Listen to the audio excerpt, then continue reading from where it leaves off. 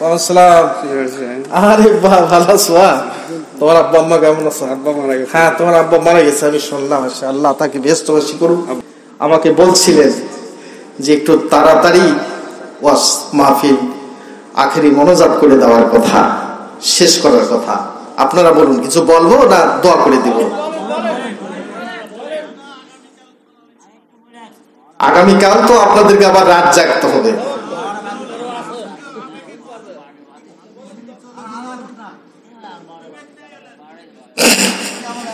বুঝতে পারছি না ভাই, বলেন, জোরে বলেন। আলহামদুলিল্লাহ, আলহামদুলিল্লাহ। আসলে কোরআনের প্রতি আপনারা মুগ্ধ হচ্ছেন, এইরকমই থাকবেন, এইরকমই থাকবেন। আজকে কোরআনের মাহফিলে কোরআনের আলোচনা হয় না, শুধু কিচ্ছা কাহিনী বিভিন্ন রকমের কথাবার্তা বলে এক শ্রেণীর আলেম ওলামা আমরা আছি, মানুষদের মন জয় করে পকেট মারিলে বিদায় হয়ে যায়। কি ঠিক না মিথ্যা বলেন? কিন্তু কোরআনের এই সহি কথাগুলি কেউ বলতে চায় না। সেই জন্য আপনারা মেহেরবানি করে কোরআনের তাফসিরুল কোরআন মাহফিল নাম যেহেতু দিয়েছেন, কোরআনের হক আদায় করতে হবে, তা না হলে গুনাহগার হতে হবে। সংক্ষিপ্তভাবে আমি আলোচনা করলাম, আপনারা একটু মেহেরবানি করে বসেন। চরম কথা আমি আপনাদের সামনে নিয়ে আসতেছি।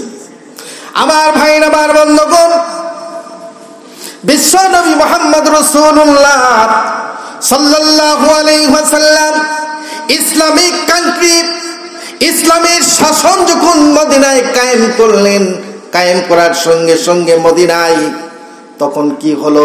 চুরি বন্ধ হয়ে গেল, সুবহানাল্লাহ পড়েন। ডাকাতি বন্ধ হয়ে গেল, সুদ বন্ধ হয়ে গেল, ঘুষ বন্ধ হয়ে গেল। শান্তিপূর্ণ একটা আল্লাহর জান্নাতি দেশ কায়েম হয়ে গেল। তখন আল্লাহ নাযিল করলেন কি? ইয়া আইয়ুহাল্লাযিনা আমানু, হে বিশ্বাসীগণ। অথচ মক্কায় নবীজি কত বছর দাওয়াত দিয়েছেন মনে আছে আপনাদের? হ্যাঁ, মারহাবা মারহাবা। 13 বছর কোরআনের দাওয়াত দিলেন আল্লাহ, মক্কায় একবার বললেন না ইয়া আইয়ুহাল্লাযিনা আমানু। অথচ মদিনায় এসে ইসলামী স্টেট কায়েম করার সাথে সাথে আল্লাহ পাক তখন কোরআনের আয়াত নাযিল করে বললেন ইয়া আইয়ুহাল্লাযিনা আমানু, তোমরা এখন ঈমানদার। জোরে কোন সুবহানাল্লাহ। তোমরা এখন কি? ঈমানদার। আচ্ছা, এখন বলেন তো, পূর্বে যে 13 বছর পার হয়ে গেল তখন কি ঈমানদার ছিল না? ছিল। কত বড় ঈমানদার জানেন? আবু বকরের মতো, ওমরের মতো, হযরত উসমান জিন্নুরাইনের মতো ঈমানদার। কিন্তু তারা ঈমানদার হওয়ার পরেও ওই যে সংসদে আল্লাহর কোরআন নিয়ে যেতে পারেন নাই, সংসদে মেনে চলতো, আইন চলতো আবু জেহেল, উতবা, সাইবা, আবু সুফিয়ান, মুগিরা। সেই জন্য করে আল্লাহ পাক ইয়া আইয়ুহাল্লাযিনা আমানু 13 বছর বলেন নাই। ঠিক কিনা বলেন? কথা বুঝতেছেন? খুব ভালো করে বুঝবেন কোরআনের আয়াত। এখন রাসূলুল্লাহ সাল্লাল্লাহু আলাইহি সাল্লামের কাছে এক সাহাবা আসলেন, দাহিয়াতুল কলবি। জোরে কোন, তার নাম কি? আওয়াজ দিয়ে বলেন।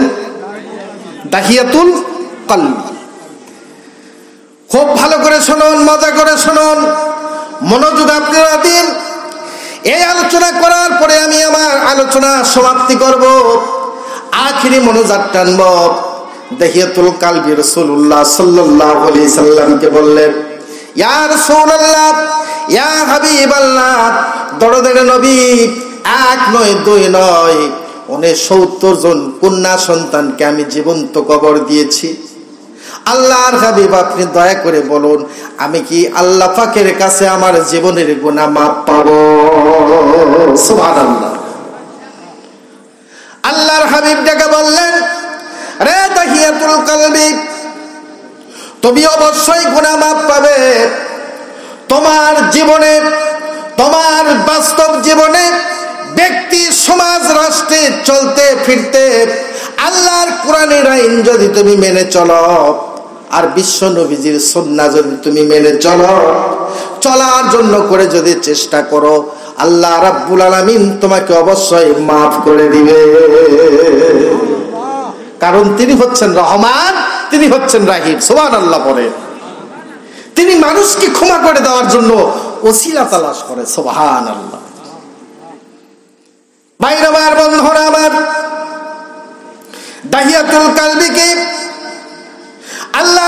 ডেকে বলে, দাহিয়াতুল কালবি, তুমি তোমার 69 জন কন্যা সন্তানকে কেমন করে জীবন্ত কবর দিলে?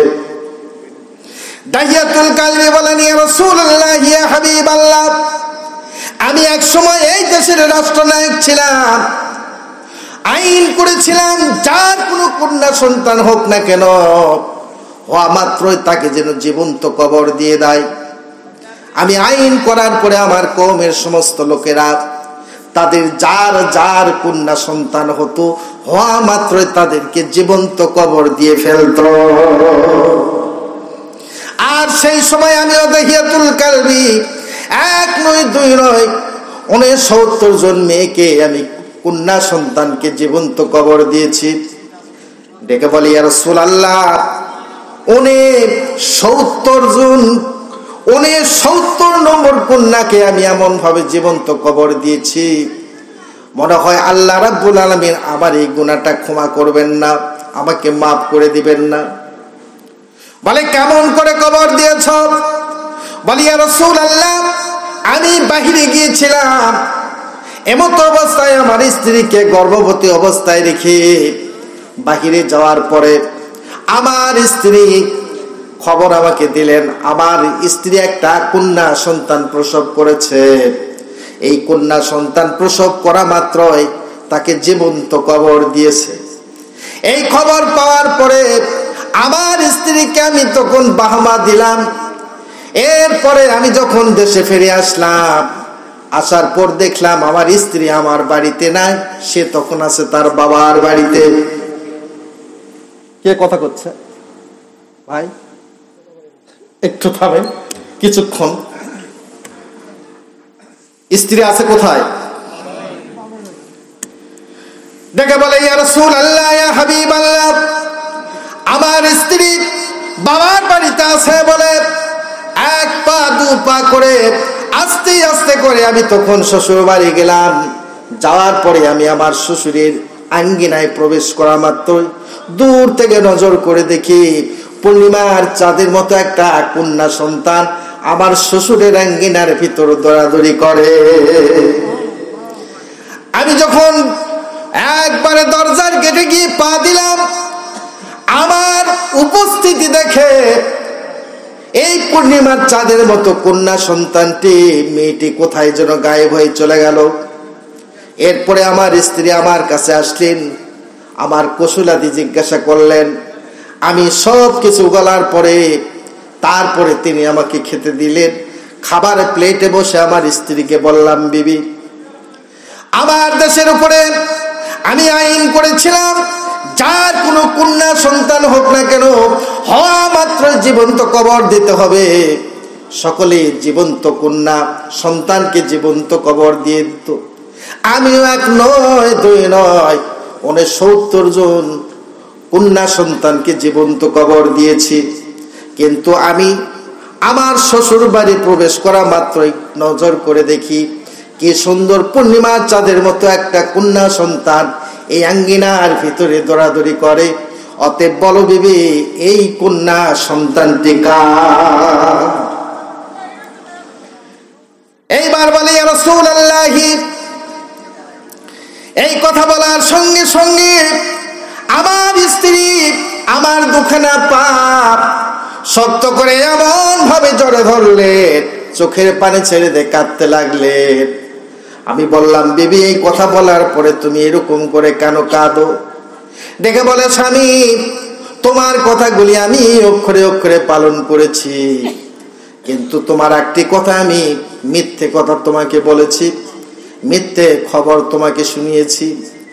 যেই পূর্ণিমার চাঁদের মতো কন্যা সন্তানটি, কন্যা মেয়েটি আঙ্গিনার ভিতরে ঘোরাঘুরি করেছে, ওই মেয়েটি অন্য কারো নয়, তোমার ঔরসজাত সন্তান, তোমারই কন্যা।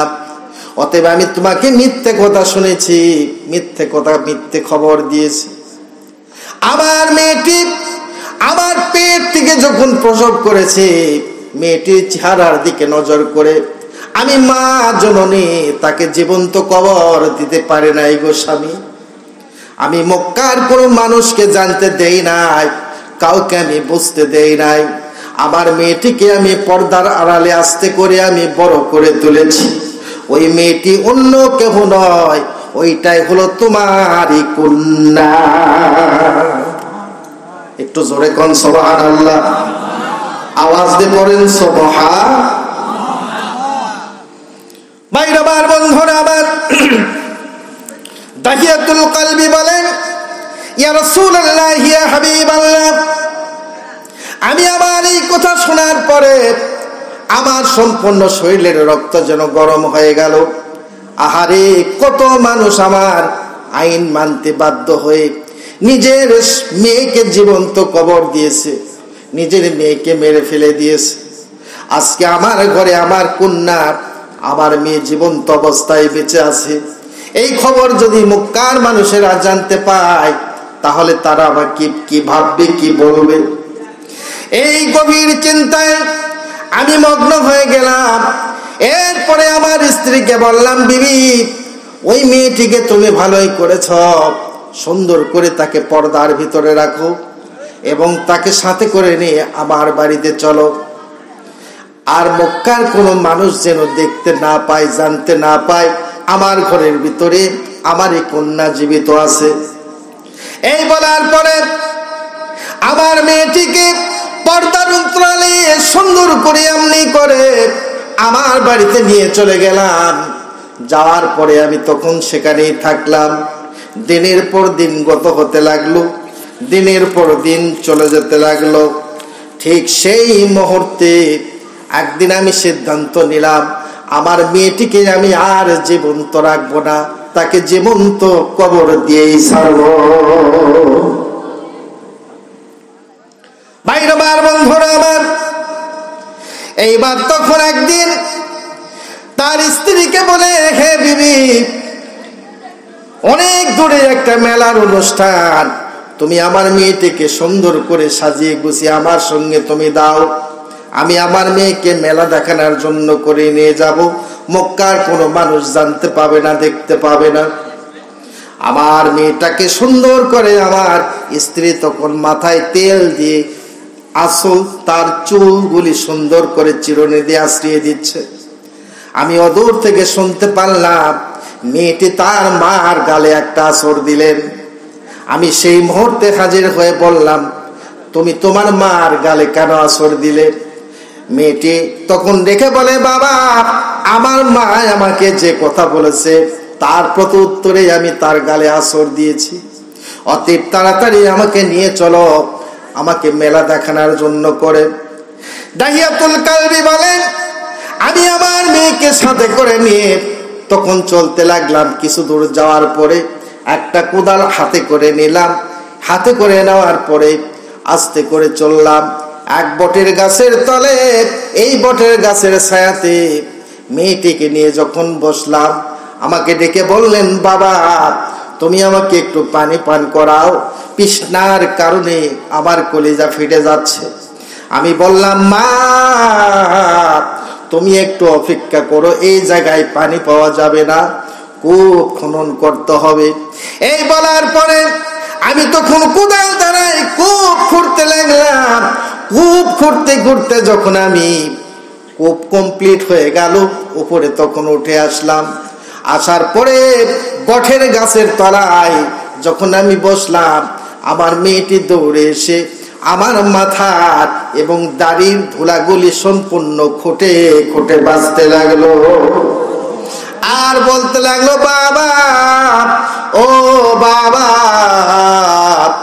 তুমি আমি তোমার কন্যা আমার জন্য করে কত কষ্ট পরিশ্রম করে তুমি পানি আহরণের জন্য করে কূপ খুঁড়ছো। এইরকম ভাবে আমার মেয়েটি একটা করে বলতে লাগলেন কথার সম্পূর্ণ মাথার চুলের সম্পূর্ণ বালিগুলি খুঁটে খুঁটে বাঁচতে লাগলো।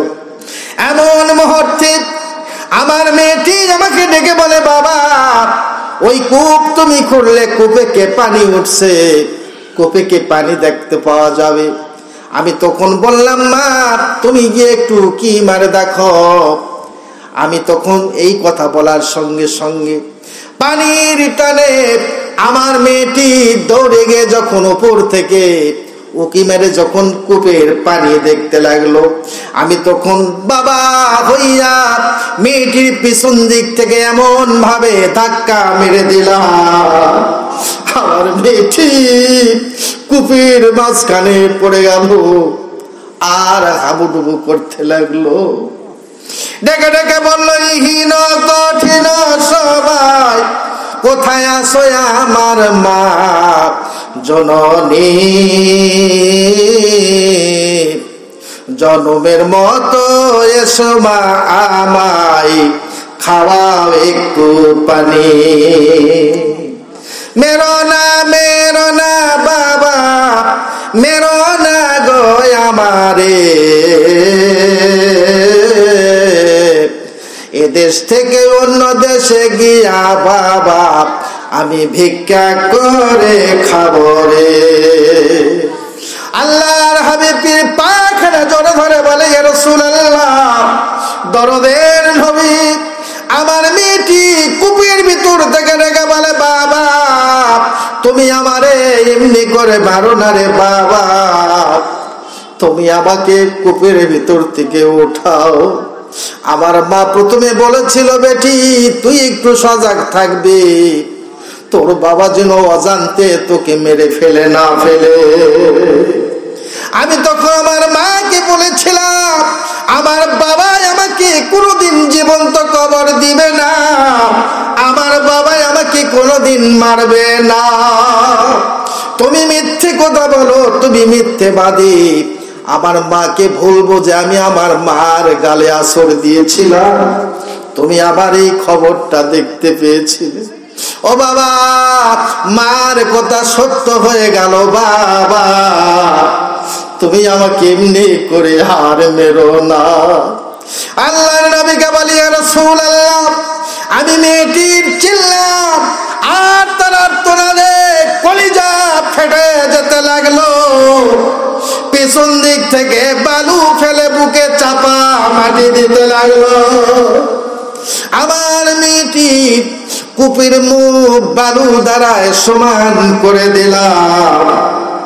এরপরে আমি মহান আল্লাহ পাকের কাছে কেঁদে কেঁদে বলি, আল্লাহ আমার মেয়েদেরকে আমি জীবন্ত কবর দিয়েছি গো মাবুদ, কিন্তু আমার এই কন্যা সন্তান কেমনি ভাবে জীবন্ত কবর দিয়েছি, এই গুনাহকে কি আল্লাহ তুমি আমাকে মাফ করবে না?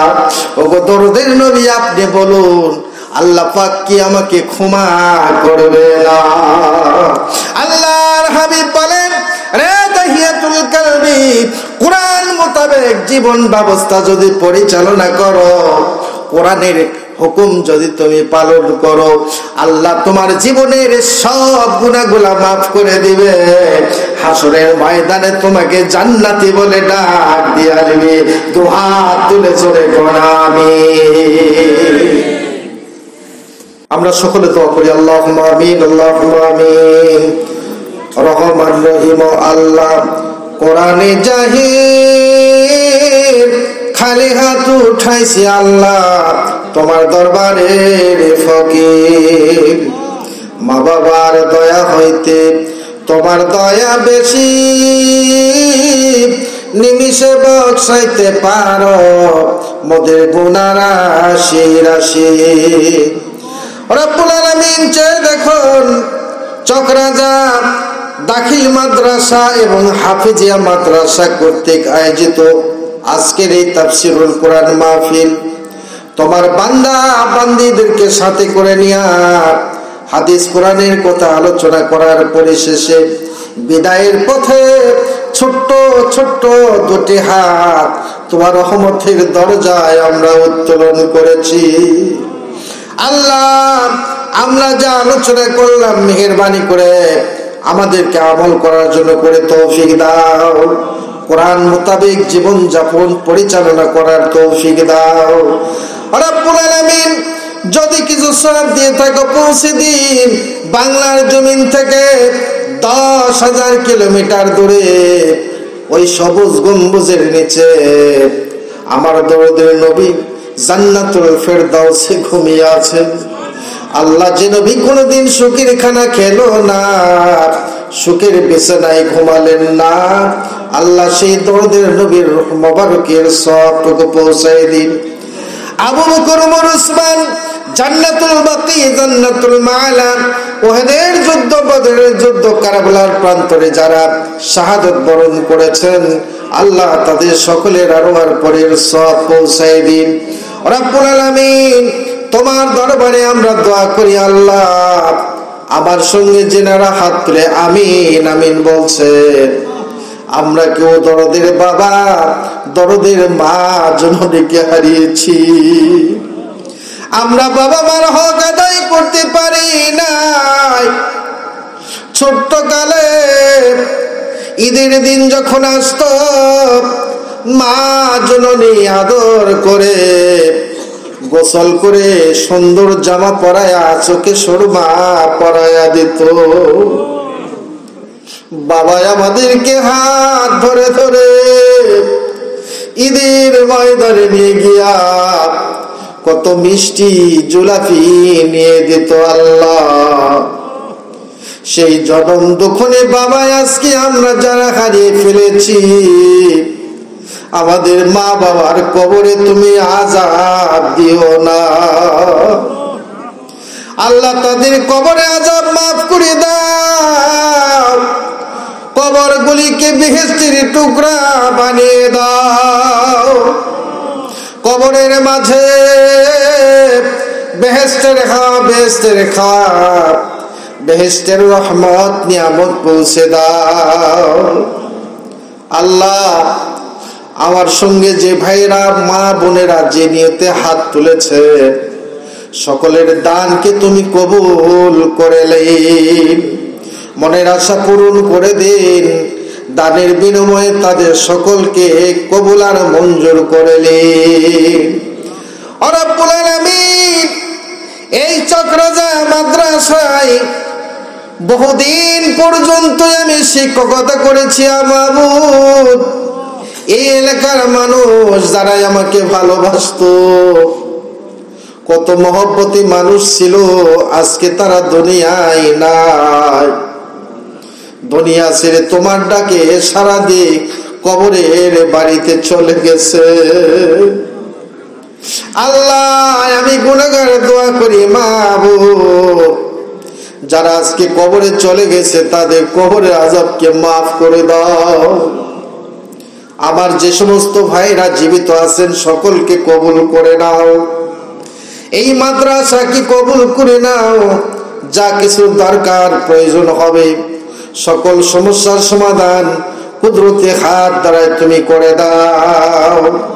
এই মাদ্রাসাকে কেন্দ্র করে অত্র এলাকার মানুষগুলিকে তুমি মাফ করে দাও। আল্লাহ, আমার মহব্বতী শহীদুল ভাই, তার স্ত্রী মানসিক অবস্থায় বিছানায় কাতরাচ্ছে। আসার পথে তার বাসায় গিয়ে তার স্ত্রীর অবস্থা দেখলাম। আমরা গুনাহগার দোয়া করি, আল্লাহ তার হায়াতে তৈয়বা তুমি দান করো, তার বাদিগুলিকে মাফ করে শেফায়ে খুলিয়া দান করো। আল্লাহ রব্বুল আলামিন, তোমার দরবারে হাত তুলেছি রে মাবুদ, জীবনের গুনাহ মাফ না হওয়া পর্যন্ত আমাদের কাউকে কবরের ডাক দেখো না। এমন একদিন আসবে এই মসজিদের খাটলি আমাদের বাড়ির দরজায় হাজির হয়ে যাবে। আল্লাহ পরের পাতা পারিয়া পানি গরম করিয়া জীবনের শেষ গোসল করানো হবে।